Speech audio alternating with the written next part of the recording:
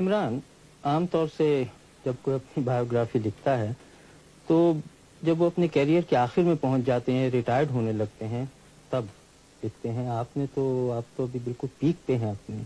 आपने ये कैसे सोचा? देखें जी, तेज बॉलर की जो पीक होती है वो ज़्यादा देर तक तो नहीं रहती, और हो सकता है कि मैं रिटायर होने वाला हूँ। इसमें कोई तेज बॉलर के लिए जिस तरह की मुझे इंजरी हुई है, हो सकता है कि ये ठीक ना हो पूरी तरह। और मैंने ये भी देखा है कि इस किताब में आपने अपने बारे में कुछ कम लिखा है, लेकिन जो आप क्रिकेट खेलते रहे हैं उसका जिक्र बहुत है। किताब में ज़्यादा मेरी कोशिश यही रही है कि जो मेरे एक्सपीरियंसेस हुए क्रिकेट में, और जो मेरे ख़यालात हैं दूसरे प्लेयर्स के मुतालिक, और जिस तरह पाकिस्तान में क्रिकेट खेली जाती है, कोशिश यही रही है कि उसके ऊपर ज़्यादा लिखूं। और आपने जो अपने बारे में आखिर में थोड़ा बहुत लिखा है, उसमें प्ले बॉय इमेज जो आपको दिया है यहाँ के प्रेस ने, उसके बारे में जो कुछ आपने लिखा है वो सही है?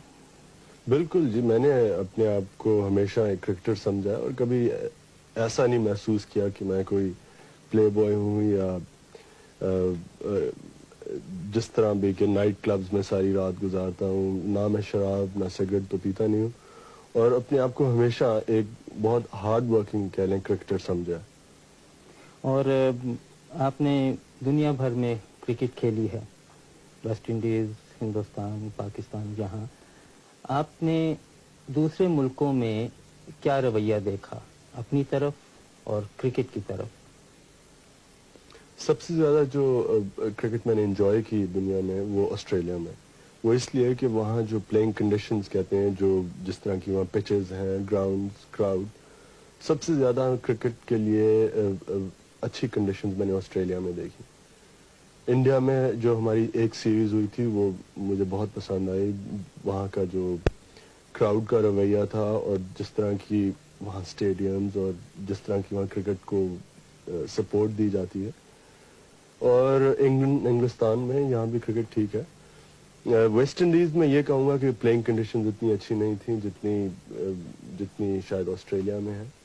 लेकिन हर एक मुल्क में फ़र्क एक्सपीरियंसेस है, और वही मैंने किताब में यही लिखा है। अखबार वालों का ये भी कहना है कि आप बड़े अक्खड़ मिजाज, एरोगेंट, जो उन्होंने अंग्रेजी में लफ्ज़ दिया है, इसमें कहाँ तक सच्चाई है? आप समझते हैं आप एरोगेंट हैं?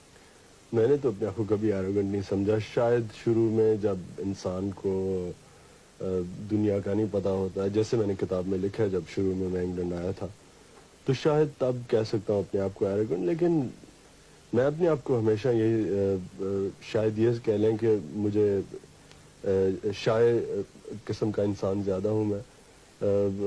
ज़्यादा क्राउड के अंदर मुझे झिझक काफ़ी है, लेकिन एरोगेंट कभी नहीं समझा अपने आप को। लेकिन अपने मुल्कों में तो जो क्राउड है, अपने मुल्कों से मतलब हिंदुस्तान, पाकिस्तान, बांग्लादेश में ख़ास तौर से, वो तो अक्सर पिच पे इन्वेट कर देते हैं, और आपको तो आदी होना चाहिए उन सब बातों का।